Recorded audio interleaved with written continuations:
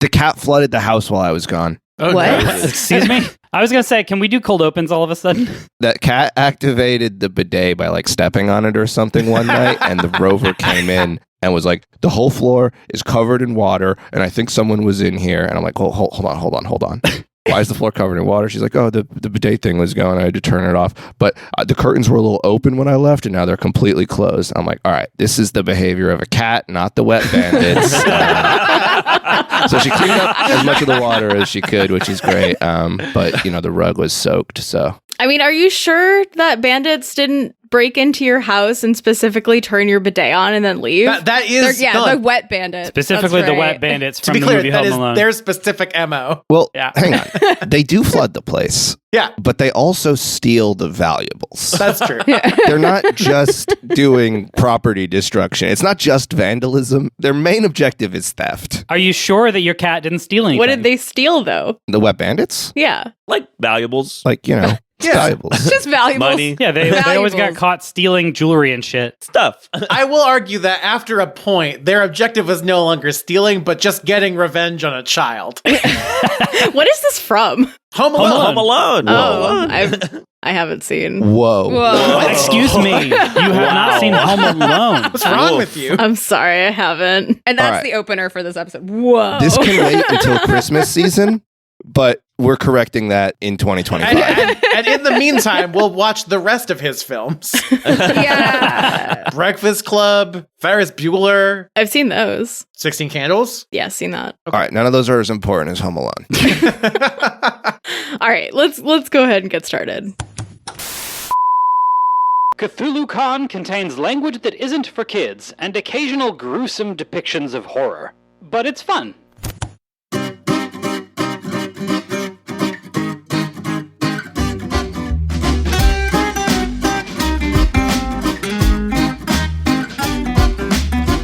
Hi, everyone. My name is Allie Turley, and you are listening to Cthulhu-Con, a show about the horrors of the universe that have been silently clawing at the edges of our simple minds. This is a story-first tabletop role-playing show following a popular online forum called the Necronama blog, run by four coworkers as they figure out why they are suddenly underwater at a fan convention. I'm not dead yet, technically. Technically. Let's be clear. Technically. I'll correct that as soon as we're in control of our characters. You'll correct that. Wow, dark. Wow. All right. I see how it is. Hi, everybody. My name is Kevin Rizza, and I play Vicky Vanity. Vicky is a former track star and girl next door who, after a terrible summer camp slasher tragedy, is just trying to keep everything together. Vicky is the managing editor of Southeastern Pennsylvanian Monsters Cryptids at the Necronama blog, at least until she quits. I mean, it seems like that's coming, right? Yeah. That she's just gonna quit. Well, either that, or, I mean, her boss is dead. She killed her boss. So Anyway, Vicky's mystery fact this week. Vicky's favorite movie is Uncle Buck. No, I'm just kidding. That's not. I don't know what Uncle Buck is, I Kevin. don't either. Neither do I. It's another movie by the Home Alone guy. Is it Oh my god. Well, now that I have not seen. No, so Vicky's mystery fact this week. Vicky's retirement plan is to eventually settle down and just become a gardener. Aw. I wish that for Vicky. I do too. I wish that for me. Vicky needs the calm. I love that journey for Vicky. She's going to be Yeah. like the groundskeeper in The Shining. She's going to get dragged into like another one of these. Do you guys want to know what interested Vicky in gardening? Yeah, what's that? Well, so the thing is that back at the horrible summer camp tragedy, when they were first getting attacked, they thought it was zombies. They didn't think it was like a Jason monster. So they get attacked once. Afterwards, they holed up in a shed. And unfortunately, Derek Dinkelback, he started getting a fever. And so they assumed at that point, everyone was kind of agreed like, well, Derek's going to turn into a zombie. So they all agreed to kill him. So they killed him, cut his head off, Oh my What? god. and buried him in the woods. And it turns out he wasn't a zombie? Well, we didn't find that out till later. But yes, it did turn out that he was not a zombie. But anyway, we don't know he wasn't a zombie. We just know that it wasn't zombies that were causing this. Wait, so you killed an innocent Hold on. person that just had Vicky was not the only. This is like a firing squad situation where you don't put a bullet in one of the guns. So there's plausible deniability. But the point is, Vicky didn't want to get at this point in trouble. So after they buried the body, every year or so, she's been coming back kind of checking things out, she found that there was a tree growing where his body is buried. And she's just been sort of cultivating that. And she's got pretty good at it. So she's thinking, maybe gardening. That could be the next thing. Isn't there a movie where like Jason comes back because like he gets struck by lightning? I don't know why I'm reading a tree into that scene, but anyways, I just think that could be fun. Like the tree gets struck by lightning, and this reanimating the zombie Derek. Okay. All right. I am Stephen Tansey, and I am playing Malcolm Vance, head of e-commerce and e-curio. Malcolm is an antiques dealer who discovered a little bit of creative writing made the job a lot easier. And the fun fact about Malcolm is, so he's been obviously pretty busy during this exciting episode our heroes have been going through, but sort of in the back of his mind, he's been re-examining a lot of his thoughts about the supernatural and his childhood. He's wondering if maybe like all those offerings they left out to the fairies was like important, and if they feel betrayed that he stopped doing that. And more importantly, he's chewing on this troubling nugget that his sleep paralysis demon shares some striking similarities to his childhood imaginary friend. And he's trying to figure out if that means anything. Now, does your childhood imaginary friend have a name and a backstory? Yeah, that's something I definitely wrote down as part of this fact that I'm ready to talk about. And I'm glad you asked. I was so old ready. Slitherlegs.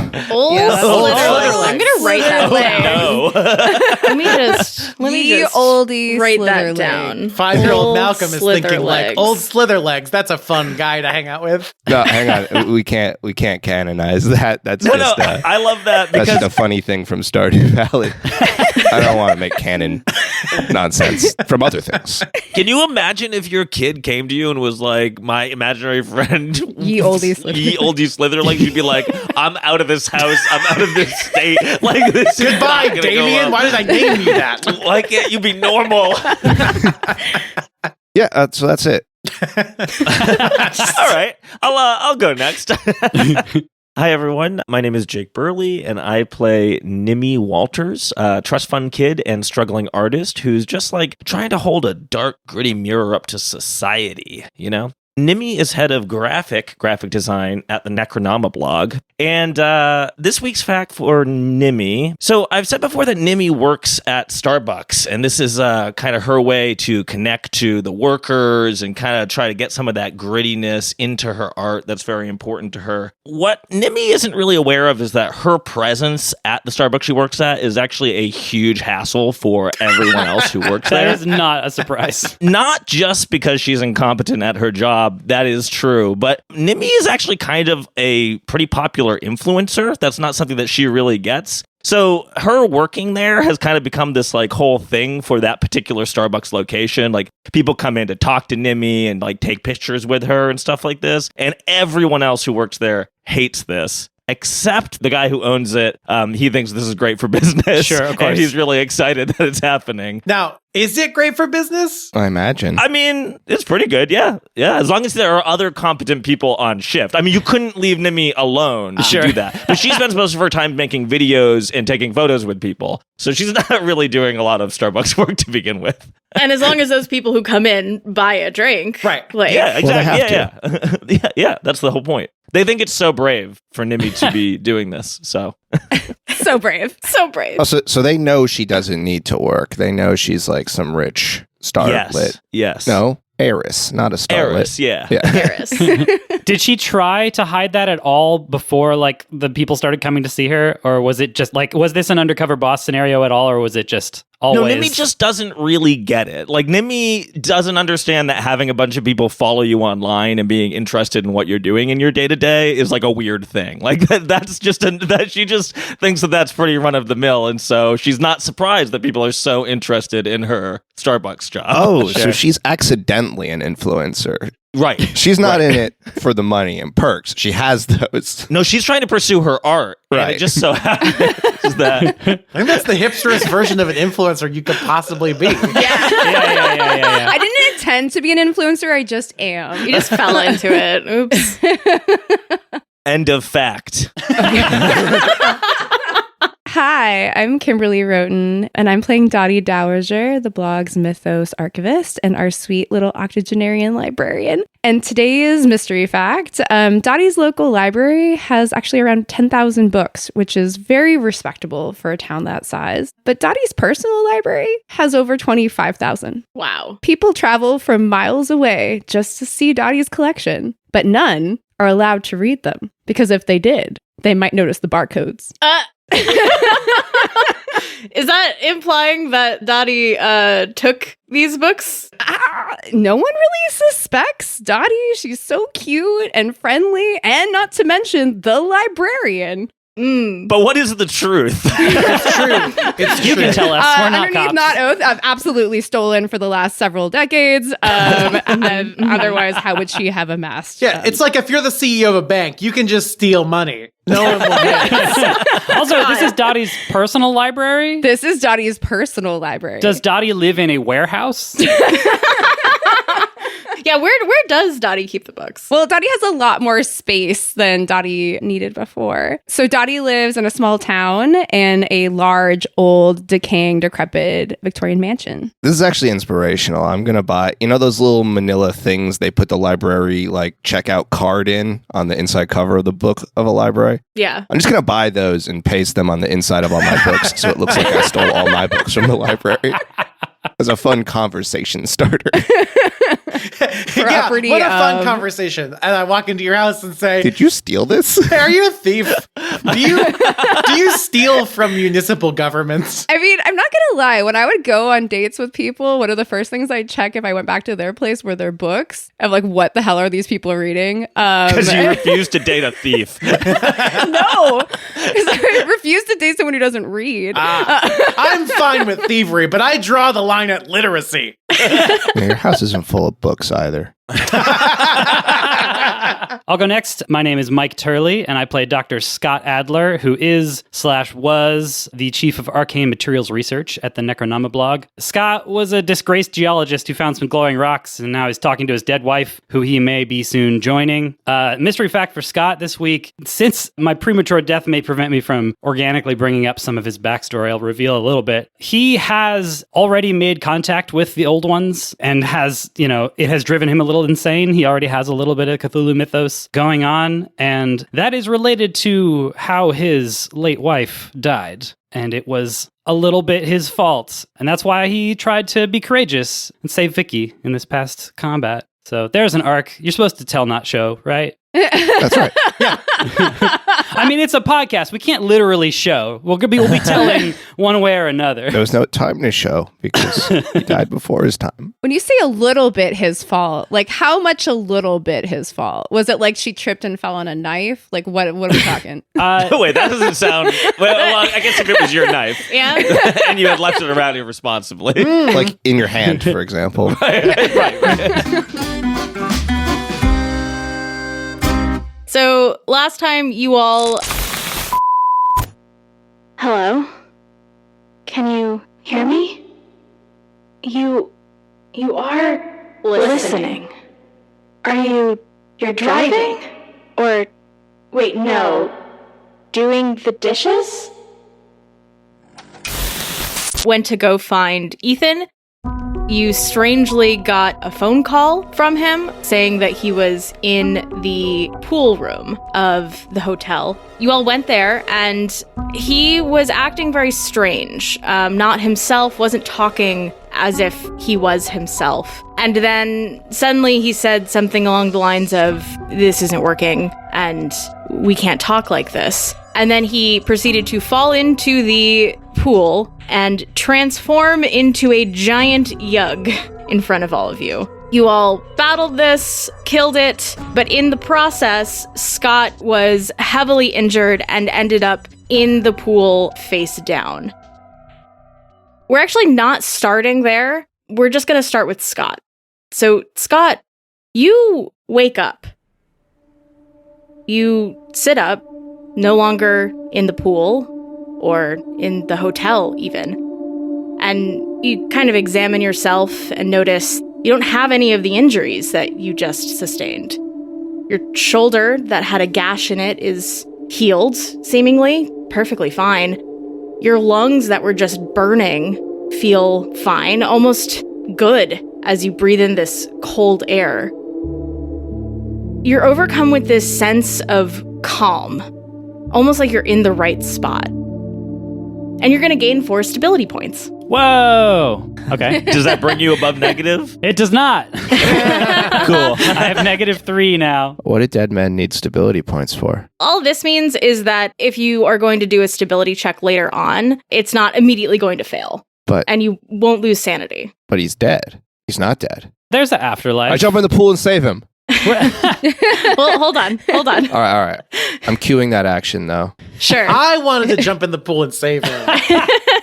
Nope, Malcolm got there first. But I'm imagining that time is frozen and some stuff happens before they can do that. You are not in the pool. You're not even in the same room as these other people. You actually look around and everything is black in almost every direction that you look in, except for the fact that you can see yourself pretty clearly. You look down at your hands and it's almost like there's a spotlight on you. And you also see like a dim blue light in the distance, directly in front of you. You kind of pull yourself to your feet, and as you do that, you notice that the floor is also this dark, void black, though it seems to be coated in some kind of liquid. And as you stand up, you don't seem wet. Your clothes are perfectly dry. Your hands that were just touching the ground to push yourself up aren't wet. But as you kind of like walk around a little bit, your feet are making these splashing sounds, almost as if they're hitting water. Okay, that's pretty weird. I look around and I see nothing in this void. You see a dim blue light directly in front of you. Hello? Hello? Is anyone here? Am I dead? Seems like I'm dead. I like the idea of asking the abyss if you're dead. I hope to have that kind of like aplomb when I die. Like when I'm sitting in the abyss, I hope I'm like, hello? Anyone here? Like just be that chill about it. I think that I'm going to try to see if I can still talk to my wife. Okay. I say, Iris, are you there? Iris, are you there? Iris? You don't hear anything in reply. Usually she is very quick to respond to you. It's almost eerie how silent it is in response. Okay. All right. And I just kind of slowly walk towards the light. Okay. Yeah, so you start walking in the direction of this blue light. And like I said, as you're walking, your feet are making these splashes, and you start to get closer and closer to this light. And as you're walking up, you see what looks like an old school CRTV propped up on a TV stand that looks like it's like from the 50s or 60s, and a small folding chair set up in front of it. Okay. As you get closer, you can see that the TV is on and is the source of the light. And as you kind of peer through it, you see the lobby of the hotel that you were staying in. You can see the mousy receptionist kind of scurrying around trying to calm a few people who are yelling at them in panic. You see the disheveled man with soaked cardboard signs kind of resigning himself to a bottle of whiskey from behind the bar as no one's there. And then there's a click, and it changes channels. And you don't see the lobby anymore, you see the pool room. And you see all of your friends. The dead monster in the pool is slowly sinking to the bottom, and Malcolm pulls a body out of the pool and starts to give it CPR. You recognize the person. It's you. It's me. Though you look much paler than you're used to, and the injuries that you were just expecting to have on your body are very apparent on this body. Yikes. Okay, so definitely dead. I kind of expected more from the afterlife. Is there like a remote? Is there a way I can change the channel on this TV or mess with it in any way? There is not a remote, but there are like knobs on the TV itself. Okay. I try turning one of the knobs. You turn one of the knobs and the TV screen flickers and it goes back to the lobby. Okay. And so now you can see what, again, is going on in the lobby. All right. I guess I flip back to the pool and I'm going to watch that for a little while. I sit down on the folding chair. Okay. All right, Malcolm, you've made the effort to pull Scott out of the water. He coughs up some of the water but doesn't wake up. And actually, Mike, I'm going to have you do a consciousness roll Sure. to see if you wake up. Okay. Does it help that I'm doing CPR correctly and to the rhythm of Staying Alive by the Bee Gees? Well, you have first aid, right? So I'm assuming you can just do that. Yeah. I did roll a 1. Oh. Yeah, so unfortunately, you are unconscious. And the more that you're looking over him, Malcolm, he needs to go to a hospital. He is losing a lot of blood.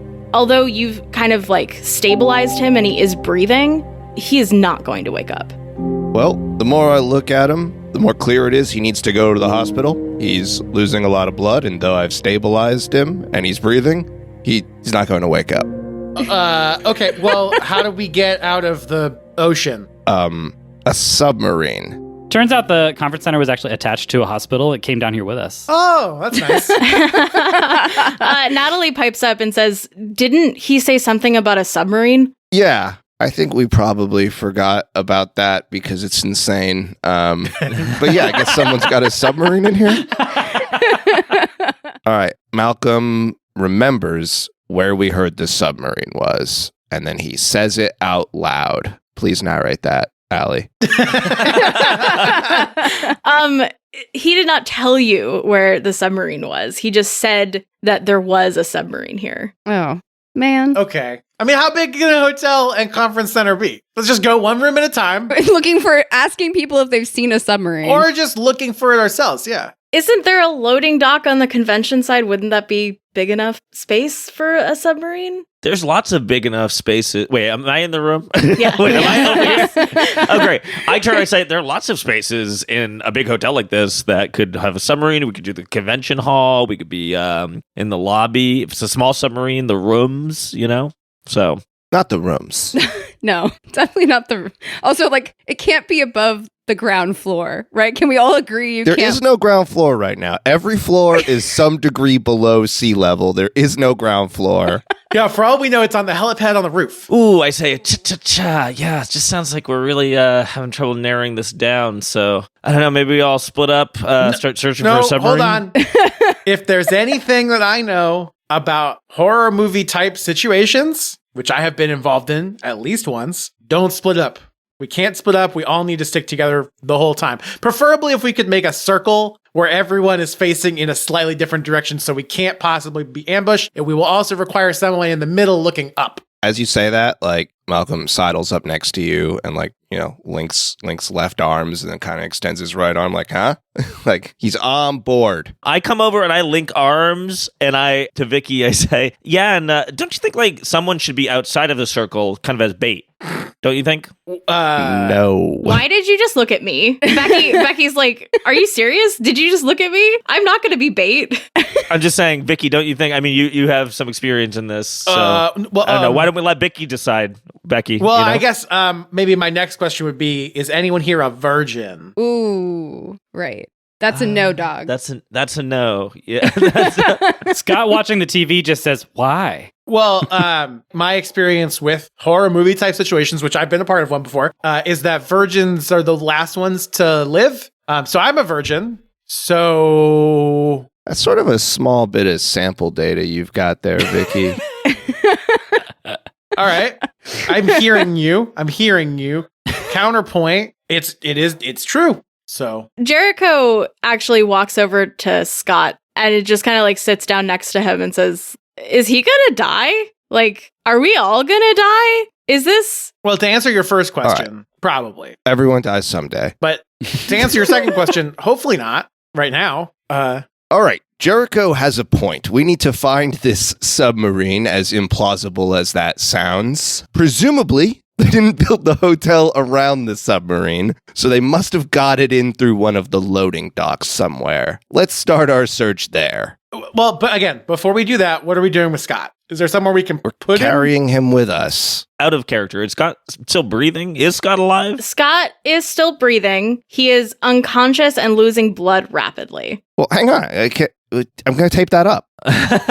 We can stop blood loss. So in order to stabilize him, someone would have to use 2 first aid points. I got it. It does not restore any health points, and it does not wake him up. He is still unconscious and still needs to go to the hospital. And what if I use my points in medicine instead of first aid because I didn't know those were separate skills? I would accept that. I think medicine and first aid are pretty similar. All right. Yeah. But does someone want to spend 2 points to stabilize him so that he doesn't die right now? Oh man, weighing the lives of our friends. I have 4 points, which I hate to reveal because I don't know if I want to use them. I'm going to use my 2 of my 3 points in medicine. I'm going to stabilize Scott. All right. Yeah. So he seems stabilized. You're able to kind of like rip off part of like his shirt to put over the wound on his shoulder to stop it from bleeding. And yeah, he seems like he's relatively stabilized, though, again, still unconscious. All right. Also, you all are looking at him and thinking about the idea of like him dying and all of you dying, really. And I'm going to have you all do a stability check. Seeing Scott in this state is pretty jarring to all of you. So roll a d6 and you can add stability points to it, but you lose those points. And if you fail the stability check, you lose even more points. I just rolled no points. I got a 2. Okay. I rolled a 4. I rolled a 2 as well. I didn't spend any points. Okay. Oh, I got a 6. Oh, you rolled a 6. So you don't lose any stability. Malcolm and Nimi, you both lose 1 stability. For some reason, you're having a little bit of existential dread watching Scott and realizing like you don't know what to do with him. I mean, my world has crumbled. Becky's predictions are false, and now Scott is here in front of me, and now I know I could be hurt like Scott, like this weirdo this Scott guy who's not even important. Oh my god! And he's hurt on the ground, and what could happen to me? Because Nimi has main character energy only. Yes, of course. The idea that Nimi didn't realize she could get hurt. Nimi's never fallen and skinned a knee as a child, like never gotten hurt, really. Not hurt. Yeah. Okay, all right. Also, Nimi, I just want to point out, isn't one of your sources of stability your friendship with Becky? Ooh, let's see. I think that might be right. Yes. And if that's the case, like, are you still friends? Not based on what I've been saying to Becky, I'll tell you that. I don't know. It's for you to decide, like, metaphysically if a friendship still exists, but, like, I've been a huge jerk to this person. I don't think you're going to lose any stability just yet, but if you continue to kind of dismantle your friendship with Becky, I do think that Nimi is going to... I think I should lose stability. Yeah. I'm clearly shattered by the fact that Becky is not who a real psychic. Yeah. Yeah, I think I should lose the whatever it is. Okay, yeah. Let's say you lose like 2 stability because you've lost a source of your stability specifically.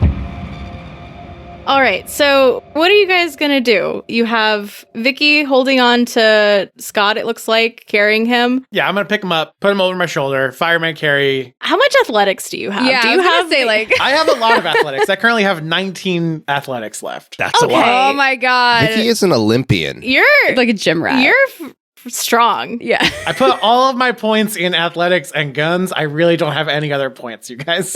I'm going to say that you could just do this because you have so many points in athletics. Good. You don't have to spend anything. But also, Vicky, have you just been practicing? Like when you go to the gym, do you like fake carry dummies and stuff? It's just like to really get your reps in before being put into an actual situation. Well, the short answer to that question is yes. The long answer is Vicky doesn't go to the gym.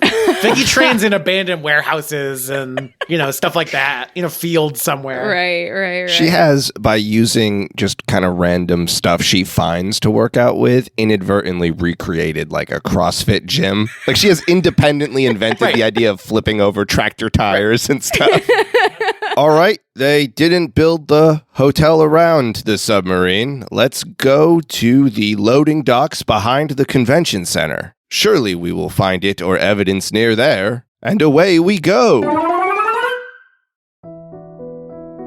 Scott. Yeah. As you're watching them, and it almost feels like there's a camera following your friends specifically, you hear a voice that echoes into the space and says, "Hello? Oh god, it startles me. Can you hear me? Who's there? Who's there? Finally, someone I can actually talk to. You can hear me, right?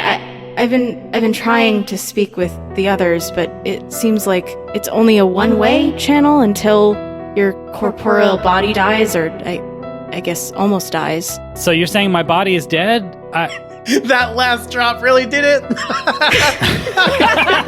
I mean, I thought I was dead, but then I see you guys see that I can breathe and you're trying to save me, so I've regained hope. So it's a real roller coaster for me right now. What do you mean you've been trying to contact us? Who are you? What are you? You're Scott, right? You must be. Scott Adler, the chief of arcane materials research at the Necronoma blog. Oh God, are you a fan? An ambitious man of science who made a startling discovery that has forever changed you and led you to push the boundaries of your bachelor's? No, PhD in geology. You've put it very eloquently, but I don't think anyone could have possibly put it any better. Yeah. How'd you find my character notes? I mean... I've read so much about you. I'm so glad it was you. I even read your Rock Talk blog. Really, really fascinating stuff. You're glad I'm almost dead? I mean, I'm glad you're here. Okay. You must know how to stop this. How could you not? I have so many questions for you. What's it like working with the others? What rock is your favorite? Why are Is it true that you wrote about the old god fossils from the Shadow of Time? Scott is actually kind of flattered, but also very confused. Why are you reading my blog from the afterlife? What is happening? I'm so sorry. This isn't the afterlife. My name is Cathilla. I've kind of been trapped here. This is a place that no one has been in a very, very long time. So excuse me if I'm a little starstruck. I don't talk a lot with people. But we can talk here and you can help me. You see, I don't understand a lot of things, the inner workings of humans, of you people, but I would like to. I want to understand, and I want you to help me. I'm just a blogger who's a disgraced scientist. I don't know. I'm not particularly good at the helping that I've been trying to do. I guess I can try. I don't know what I have to lose. What are you trying to do? You've been touched before, haven't you? Yeah. That's kind of a personal question. Let's keep it PG-13, guys. Show us on the doll where you got incomprehensible knowledge. Don't be talking about touching Scott's rocks. It's been a while since my wife died, but but yeah, I get sometimes. Yeah. Oh, you mean like spooky Cthulhu touched? That too. Yeah, I guess so. Oh, you mean touched in the other way? Oh, God. Hold on, I need to stop crying. Sorry, you've seen something. Lost something. Something's missing. I can kind of see it. What happened to you?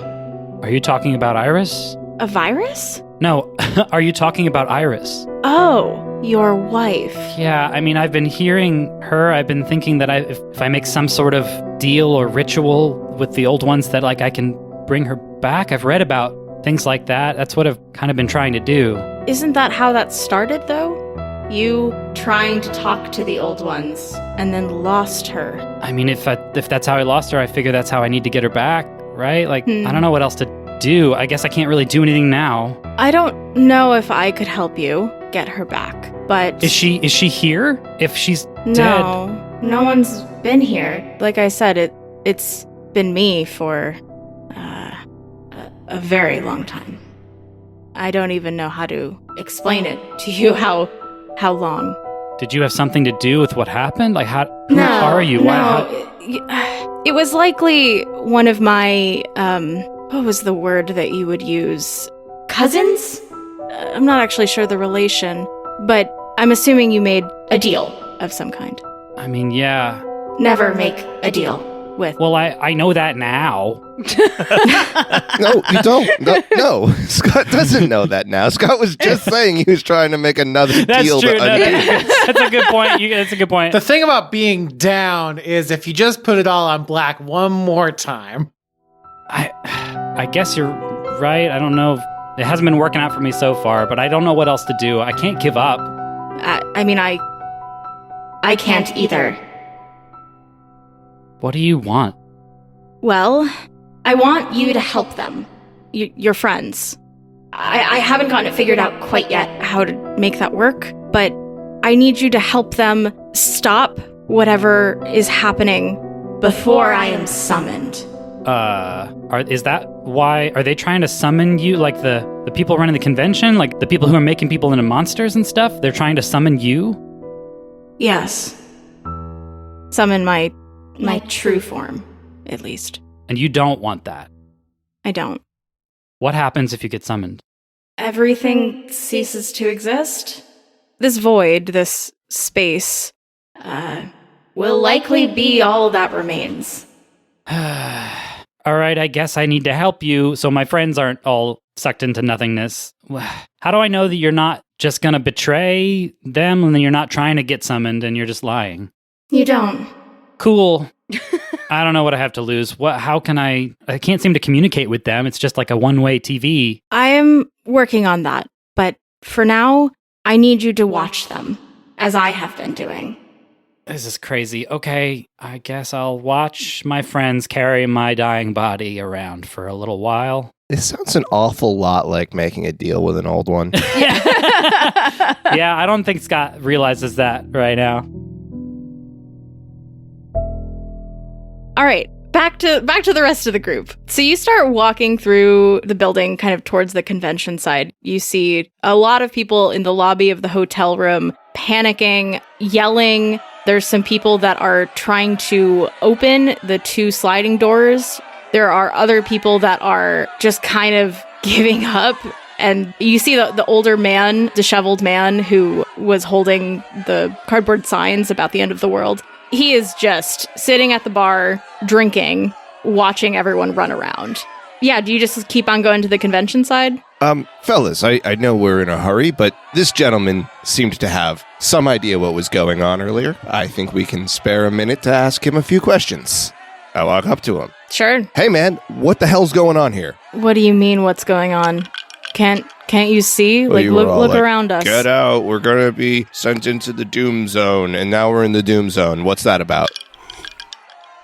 Yeah, I warned everyone. No one listened to me. You were not very persuasive. You need to establish credibility and then provide actionable information. Hey, listen, done is done here. We didn't listen. You didn't do a good job explaining what's going on and what are our options now. I hear there's a submarine. A submarine? Oh, I guess that would make sense. They need a getaway. So getaway is possible. Getting away is on the table. Who knows if that's actually possible, but... All right. Actually, no, this is good. Who's they? They need a getaway. Who is this they? Is this a few people? Is this a non-binary person? Who is they? It's true.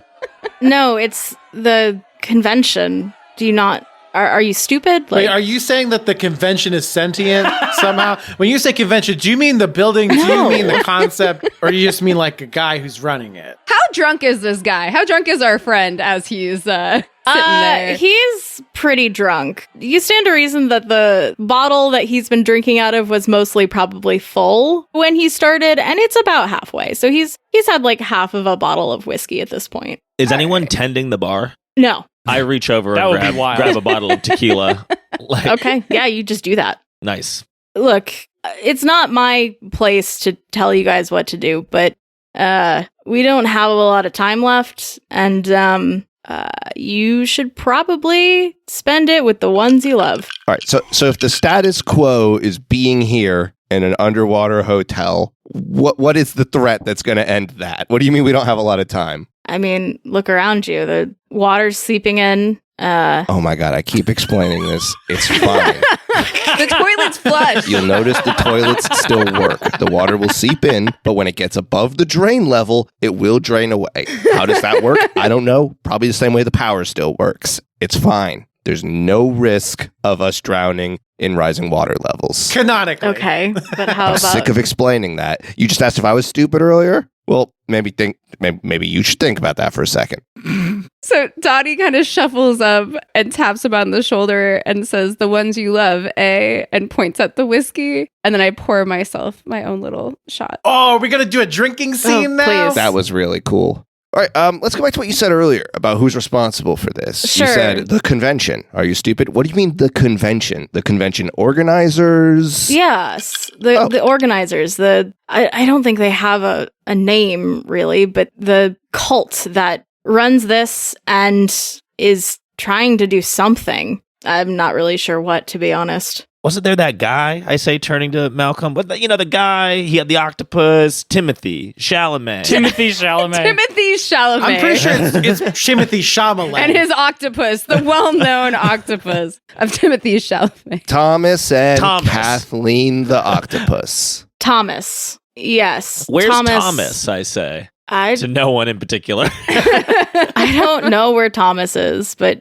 yes, Thomas is one of them. Hey, if you knew this spot was going to get whisked away into the Doom Ocean, why were you here? Well, I didn't know when it was going to happen. I thought I had more time to get out of here. Can you just, Okay. What's your whole backstory? Could you just give me a quick... How'd you know it was going to happen? Like, how do you know all this? Thank you. My name is Bartholomew. What's yours? How's that? How about we start with that? I'm Vicky. None of you have ever asked me my name. Hang on. You didn't start with that when you were wearing your little cardboard sign and saying the end is nigh, get out of here. And now we're supposed to talk to you like normal people who follow the social contract? I put my arm around Bartholomew and I'm like, look, Bartholomew, here's the deal. I am also what some might describe as a social outcast. Now, I like to sort of take that and use it. I think you're kind of doing a similar thing. That's good. I feel like you've got a lot of confidence here. Look, all I'm saying is that from an external perspective, my doctor, Dr. Richard Stambaldini, has explained to me that it doesn't always come across the way that we want to. And so, when we wear that badge the way that we do, it's really just kind of holding other people at arm's length in some ways. So, I apologize. All my friends are accosting you a little bit here, but really, we're just trying to get some more information. I'm hoping maybe you could help. That's all. Cards on the table, hearts on the table, the whole thing. I'll put whatever you want on the table, really. And then I put that cue card away. All right.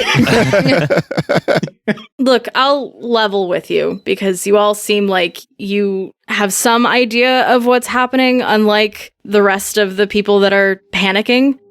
There was a group of people who could perform, for lack of a better word, magic. I was a part of this group. I was for years. And last year, they decided that they were going to try to make themselves gods with this magic, and I didn't like that. And so I left them.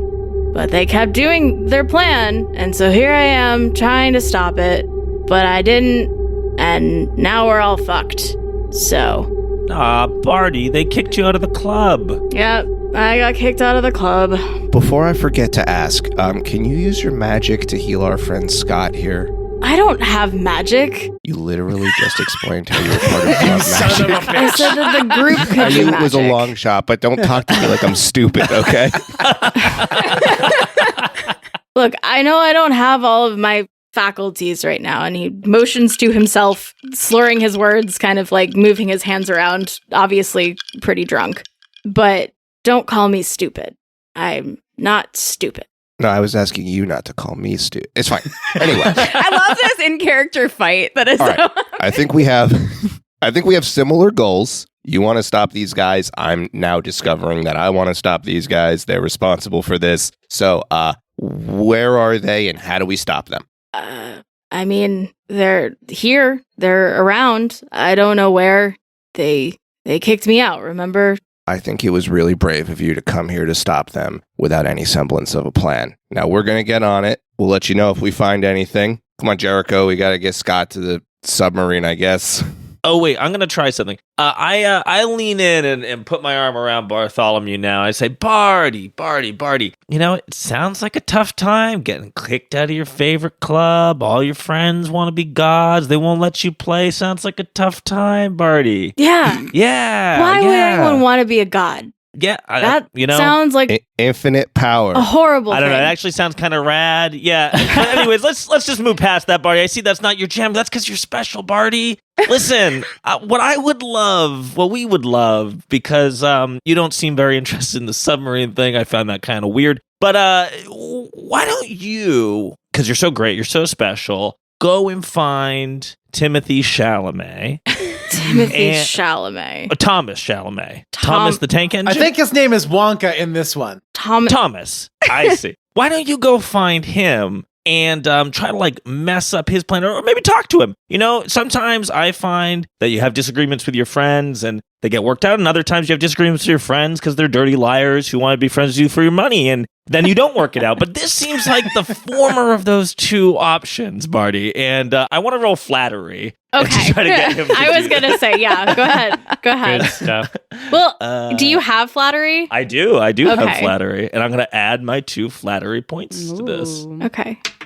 Okay, and I got a 4. Okay. Yeah. So Bartholomew looks at you and says, you know what? You're right. How dare they kick me out of this group That's right. that I helped them with? I brought brownies too. They were the best brownies. Everyone loved my brownies. I'm gonna find Thomas and I'm gonna tell him that he can't do this to me. That's right. You tell him. Can't do this to me. And he can't do this to everybody here. It's not okay. I think that's really what we want to focus on. Can't do it to everyone here. Like, especially just maybe can't do it to us. Maybe he Yeah. just stops. Yeah. Sure. Yeah. That's great. I'm going to go tell him to stop right now. I'm going to do it. And he fills his glass with whiskey and just downs it.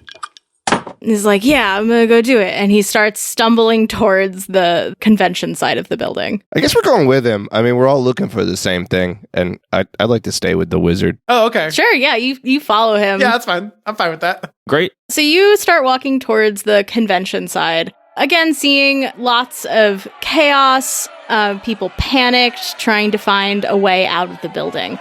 And you actually notice as you're walking past security, which has no one there, you recognize the 2 people that you've thought this entire time to be cosplaying Deep Ones. One of which has a person slung along their shoulder. The other Deep One cosplayer is picking somebody up and kicking and screaming, Hold on. bringing them somewhere. All right. I know enough about these guys by now. I'm attacking. Wow. Damn. Okay. Not even going to try diplomacy.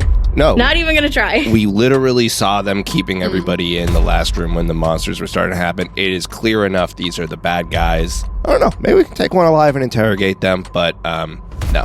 We will violently seize control of the situation first. How are you attacking this creature? With my axe that I still have. Okay. Go ahead and roll an attack roll. That's weapons. Yes. And I was getting a +1 with this thing earlier. Is that still the case? Yes. All right, then that's a 5 + 1 is 6. Okay, yeah, you drive this axe into the shoulder blade of this creature. It makes a very strange, like, clicking, screeching sound.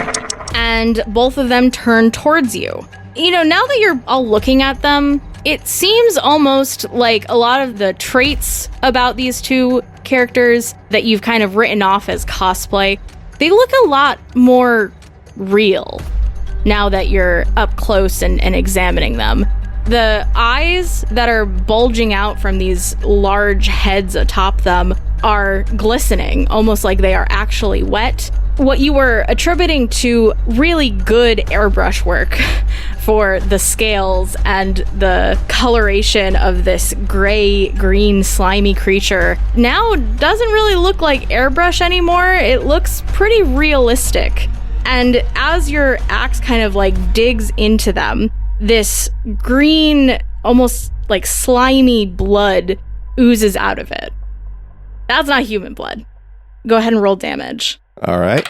6 + 1. All right. Yeah, you do what seems actually like a substantial amount of damage to this thing. It like falls to one knee. And the other one kind of looks at that happening and immediately turns around and starts running away with the one person that he had grabbed. Scott, watching this happen, suddenly has popcorn somehow and is like, hell yeah, because he's forgotten his circumstances. I guess we're going to follow him, right? Yeah, follow that guy. Also, Dottie can't run. So am I just like slowly You're getting bringing there? up the rear. All right. I'm in the rear. I mean, do you have athletics? No. No, you don't. Yeah, so you see that some of them are starting to run, and Dottie, you are able to like kind of keep up with them as much as you're able to. But also, Vicky, I'm gonna have you roll a stability check because you are covered in this creature's just blood. All right. That's a 5. Ooh. All right, yeah, you don't lose any stability. Very cool, very You're- stable. You're fine. Very demure about your blood. Very demure, very mindful. Your medication is working wonders today. Wait, what color is the blood? It's green. Ooh. Cool. It's like a green ichor. It goes with my pink shirt. Yeah, so you start to follow this thing, and it seems to be not terribly fast. You're able to keep up with it, and it goes to some of the back rooms of the convention hall, and you see this deep one shove this person into a room and close the door. Hold on, I'm going to do a roll. Yeah, this thing did not notice that you were following it, it seems. So he kind of just drops off this person, shoves them into the room, and then walks in the other direction to try and find more people, it looks like. I want to see what's behind door number 1. Yeah. Yeah. So, Vicky, you're the first one to get there. And you opened this door. And in this room are about, I'd say, 25 to 30 people. They all look scared. When you open the door, you see them all kind of like flinch away from it as if they were expecting one of the deep ones to walk through. Among them, you recognize a few people from your panel. You also recognize the woman that was helping you with your panel. Sarah is there. Hey, hi everybody. And I walk in. I'm like, you guys know this door was unlocked, right? Y'all just Y'all could have get just out of left. here. Yeah. One of them goes, we tried that. They just pick us up and put us back in here again. Ooh. Oh, I show off my bloody axe, like, hey, you can kill him. It bleeds, you can kill it. Like in Predator. yeah, look at all this blood. Yeah, blood. And Sarah's like, I don't know what's happening. Do you, the floor's wet? Those creatures that I thought they were cosplayers. Oh, you guys don't know. Okay, yeah, no, so, we've been transported into the ocean or something. What? There's some people, they're trying to summon a god. It's really not great. We're trying to figure out what to do next. Apparently there's a ritual going on. We've got to stop that and then find a submarine. It's really been kind of a whole whirlwind. A submarine? I tap Vicky on the shoulder. I'd say, hey, listen, Sarah's like first thing she listed was that the floor is wet. So I just don't think she's like super like gonna be super capable because that derailed her. Do you know what I mean? Like the floor being wet is what she led with, which is a pretty normal thing to happen. I peek over Vicky's shoulder, not believing she could possibly have a card that says this, but sure enough, she's reading it off of a card. Wait, I'm sorry. The card itself talks about the submarine. Yeah. You wrote it. You like snuck off to write it. I think Vicky's like writing new cards. Yeah, for... we cut back to a quick flashback where as we're sprinting, I'm writing that on the card. So the handwriting is like super sloppy and unreadable. Yeah. All right. So anyway, sorry. We're talking to Sarah, and Sarah is thrown off by the moist carpeting and the old ones, and In that order. You're saying that like the that's deep ones. The deep ones. You're I'm saying sorry. that like it's ridiculous. Like if there was like a creepy amphibious creature who came No, to take my you complaint away. is that she led with the ground is wet. Right. that was my complaint. That tells me a lot about Sarah, I guess is what I'm trying to say. No, you're absolutely right, Nimi. Trying to explain all this is not a good idea. I turn back to her and I'm like, there's ghosts and zombies What? around. Ghosts and zombies are real. You're at a convention for that stuff, so I believe that you believe that. I mean, I knew it, I guess. And basically, we need you all to defend yourselves. So you should go back in the convention hall, find any weapons you can, anything that looks like a big fish monster. Those are the ghosts and or zombies. They're pretending to be fish monsters. I point at Natalie. Not her. She's just a good cosplayer. Okay. They took some of us earlier through that door behind us. We heard screaming. I don't know I don't know if they're okay. Thanks for that horrifying tidbit, but we still recommend you go out in the convention hall and get a weapon. Okay. Vicky, you got enough knives for everybody, right? Nope. I've got enough knives for everyone when the group was smaller, but I only have 11 knives. Oh, only 11. You've got the axe that Scott had on him. I still have 6 dynamites. You gotta use those. And they're koozies. All right, is there anything in this room? Can they like break down chairs or something? I mean, there Ooh. are chairs. You can break them down, I guess. Okay. Break them down. That's 4 clubs. What ability would that be? No, I'm not going to sit here and manufacture improvised weapons for everybody. I'm just going to encourage them to do that while we go on. And Yeah. Right. Sure. Some of them start, I guess, breaking down chairs for improvised weapons. Yeah, you guys keep that up. Yeah. We gotta go do hero stuff. Can you find the security room and get all the confiscated weapons that they wouldn't let people in with? Oh. Ooh. All the confiscated cosplay weapons. Right. No, the ones that were like people, as part of their costume, tried to bring in real knives, and the security people put them all in a convenient box. I mean, we brought in all kinds of real knives and a gun. Yeah. No, there's a box somewhere with real weapons. Right, you guys need to find Paul Blart and his stash. Yeah, exactly. There's a box of weapons. Yeah, Sarah was about to chime in and say, yeah, you could just go talk to Paul. I'm sure he has some weapons that we could use, maybe. Yeah. You do that, Sarah. You do that. You get on that. Paul's not here, right? No, he's not in this room. All right. It was Sarah who assisted you with your panel earlier and some people. All right, let's go find the bloody altar or whatever in the next room. Yeah.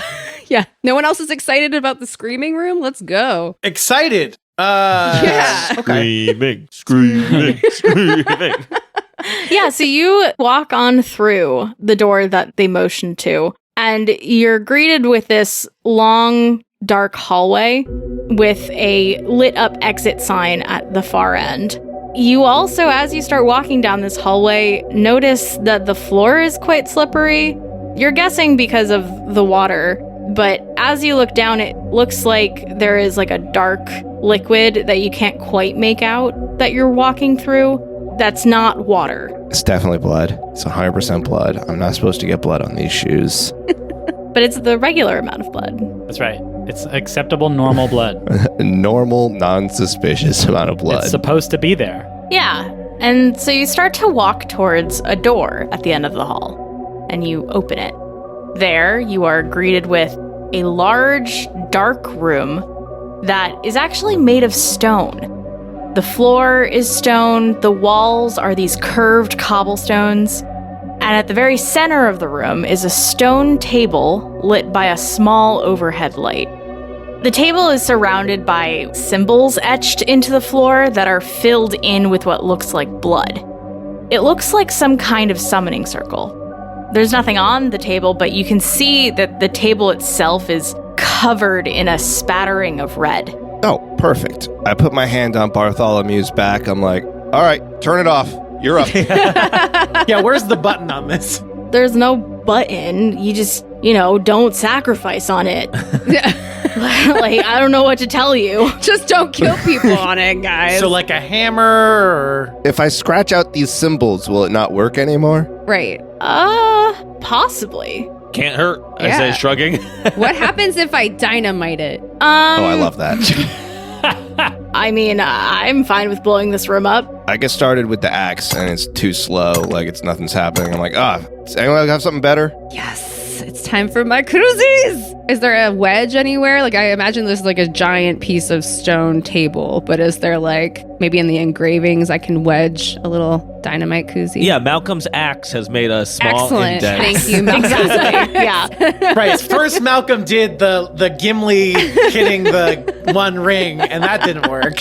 And my dynamite. I will say, I think Malcolm needs to roll for this to make enough of an indent. Sure. Well, Do good. I have a lot of points in craft. Presumably, I've worked with stone artifacts before, or rather making stone look like an artifact. So I'd like to roll my craft skill. Sure, go for it. I'll use 2 points.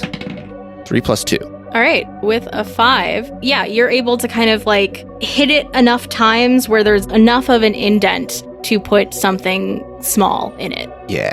All right, yeah. So, Dottie, you put a little bit of dynamite here. A little bit or a lot of it? I don't want to. Yeah, no, that's a good question. I don't want to be second guessing. It's my very normal sized dynamite stick, but it has a cute koozie on it.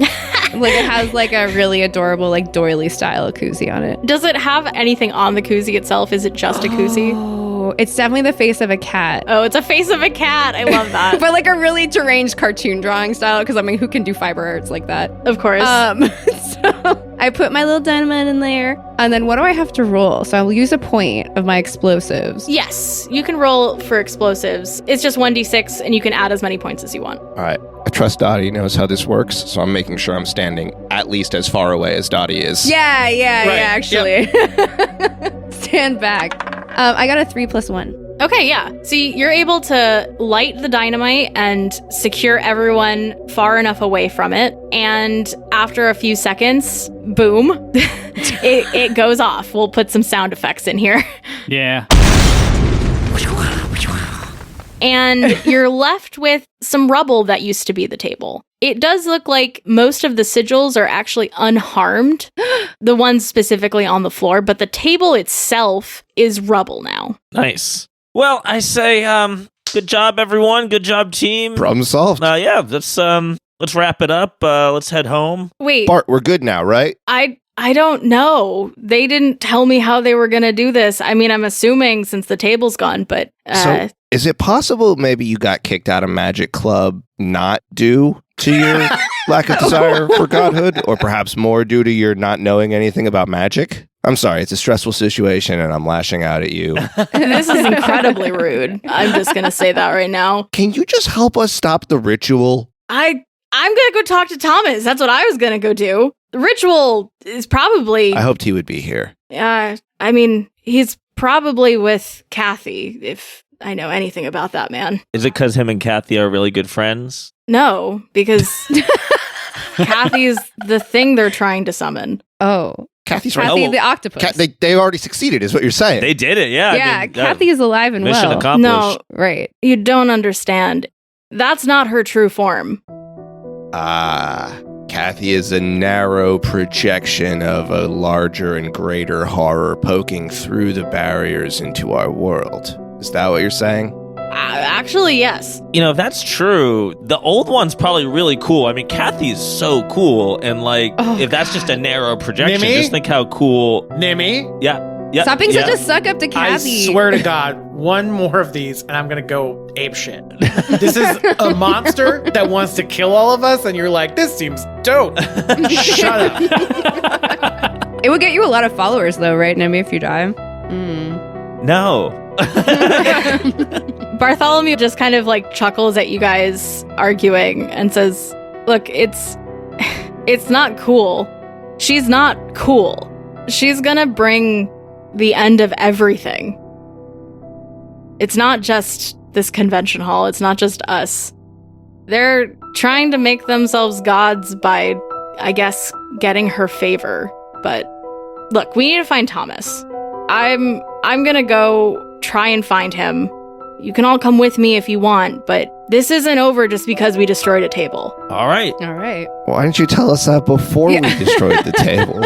We don't have unlimited dynamite. I mean, I think destroying the table was a good idea. It's like, this is a sacrificial table. There's blood all over it. Like, it's a good idea to destroy that. Like, they weren't done. They still needed to do more of it. Otherwise, they wouldn't have been collecting more people. Do they have a mason on their payroll? Listen, this was progress, fellas. Let's not let Bartholomew... Yeah, he's right. let's not second guess ourselves. Bartholomew, you're right. It's not over, and we're totally committed to finding and stopping Thomas. But I think it's important that we recognize, the wins we make along the way.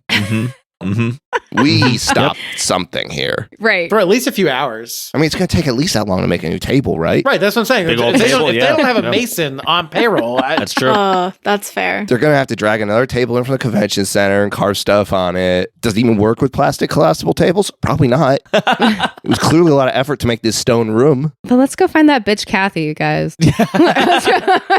I agree. Let's go find Kathy and stop everybody else and then find the submarine and get out of here before it blows up. Because I'm assuming that once we kill them, there'll be some kind of kill switch. We'll have 60 minutes or whatever to get out of here. Why are you know, inventing that. No. That's how these things go usually. Vicky, why? DM's gonna write that down. Usually, God damn they it. usually go that way, Vicky. You've been in one of these. I've been in one, and I've watched a lot of movies of other ones. And if there's ever a moment for someone to like heroically stay behind, I volunteer Becky. So What? we can just put Nimi. that one up. Nimi, what the fuck?